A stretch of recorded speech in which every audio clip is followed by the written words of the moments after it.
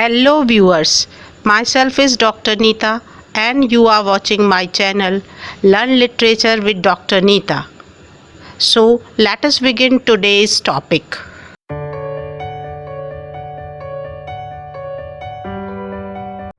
So students, today we would learn about stanza forms because they often confuse you. So prior to understanding different stanza form, we would learn about what is stanza. The word stanza is derived from an Italian word stanza, which means a room, a station or a stopping place. Describing stanza in this meaning, the famous US poet Willie Collins says, "You are taking the reader on a tour of the poem, room by room, like taking someone through your house and describing it." It means Billy has compared poem to a house.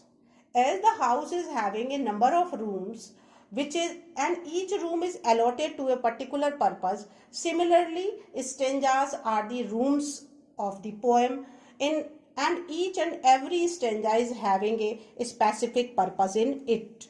And in this way, it can be said that a stanza is a group of lines arranged together in a repeated pattern, forming a part of the poem. They are of repeated pattern. It means each and every stanza often have the same pattern. Now come to the stanza forms. On the basis of the lines, stanza forms would be of these types. If the stanza is of one line, then it is monostitch. If it is of two lines, then it is of couplet.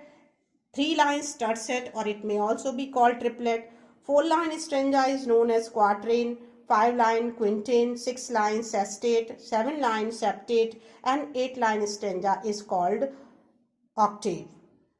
This classification is not a difficult one, but the difficulty arises when you study some special stanza forms like tarja rima, rhyme royal, ottava rima, Spenserian stanza, and ballad stanza. So we would discuss them one by one.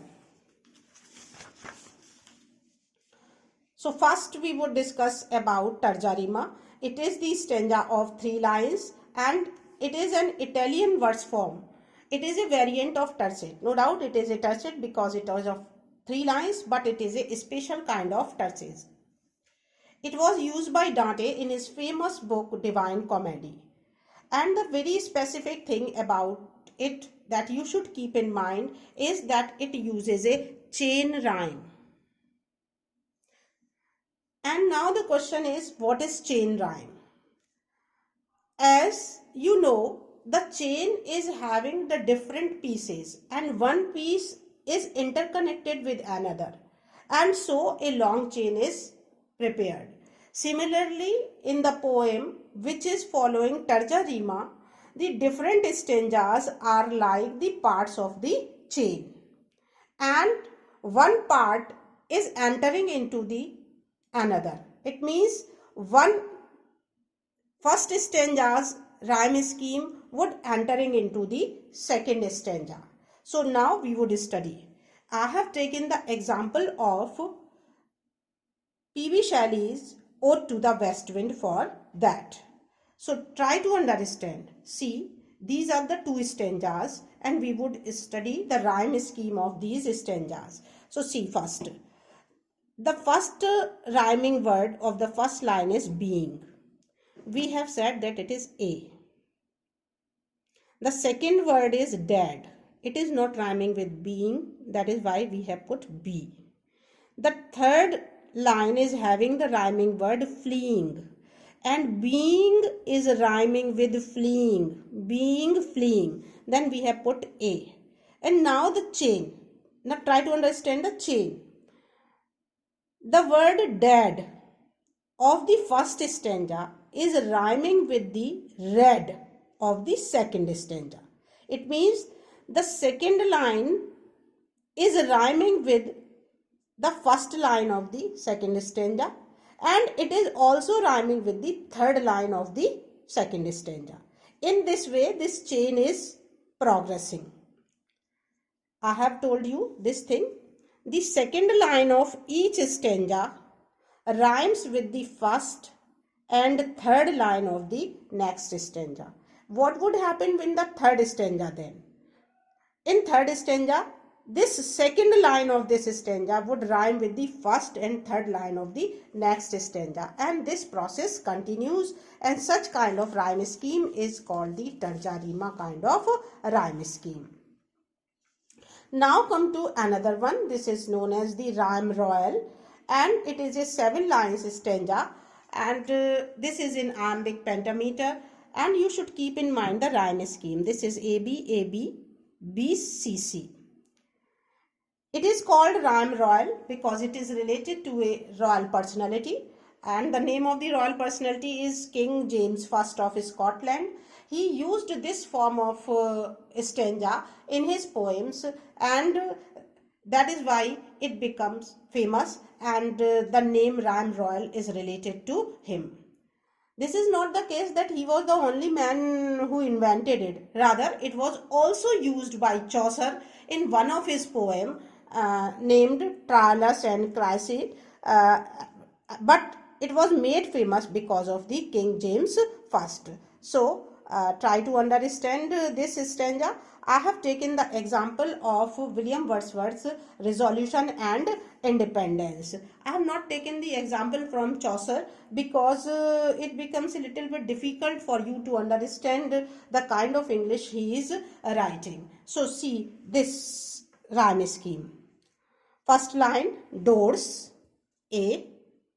Second line birth, B. Then doors is rhyming with moors. Then again A. Birth is rhyming with mirth. Then B.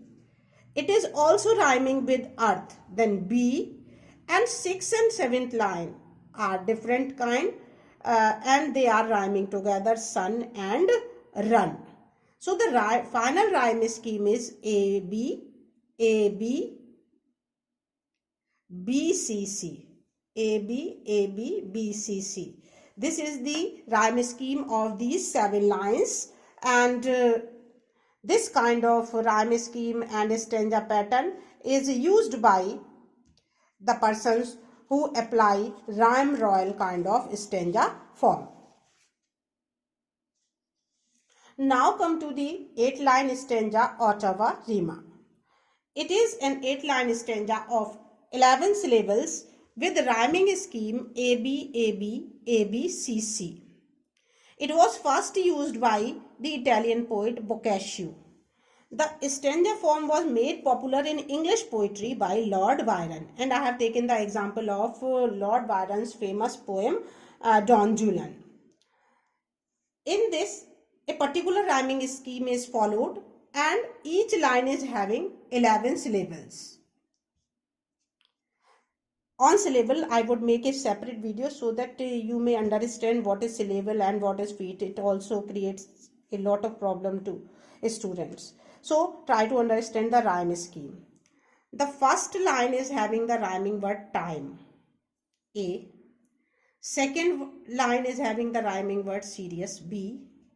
Then time is rhyming with crime, then A. Serious is rhyming with deleterious, B. Then time, crime are again rhyming with sublime, A. Serious is rhyming with deleterious and thus, then B. And the 7th and 8th line are rhyming together, solemn and column. So such kind of rhyme scheme, AB,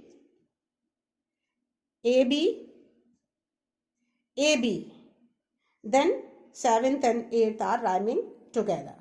So this is Ottawa Rima. Now come to Spenserian stanza. It is famously used by Edmund Spenser in his Fairy Queen. It is a 9 lines stanza having the rhyme scheme AB, ABB, CB, CC. And one thing very important about Spenserian stanza is that first 8 lines are of 5 feet. They are in pentameter. And the ninth line is having the 6 feet. And this 6 feet line is called Alexandrine. This is very specific about Spenserian stanza. As far as rhyme scheme is concerned, it is having this rhyme scheme A B A B, B C B C, C. Now look. Plain is rhyming with remain. Shield, field, wield. Yield. B, B, B, B. It means they all are rhyming. It means second, fourth, fifth and seventh line are rhyming together. And eighth and ninth line are having the separate rhyme scheme. Sit is rhyming with fit, CC. And the sixth line is also rhyming with eighth and ninth. It is a complex kind of stanza, but it was successfully used after Spenser by Shelley, Keats and Tennyson. Now the last one, the ballad stanza. It is of 4 lines. It is a variant of quatrain and also called shabby chaise stanza. The rhyme scheme is usually A-B-C-B. Sometimes it may also be A-B-A-B. With the first and third lines in iambic tetrameter and second and fourth lines in iambic trimeter. You should keep in mind it. Now see, arms, it is A, gone and done. They are rhyming together, B, and full, C. A, B, C, B. This is the example from John Keats' La Belle Dame sans Merci. I think students, you have understood the different stanza forms very clearly. So thank you for patience listening.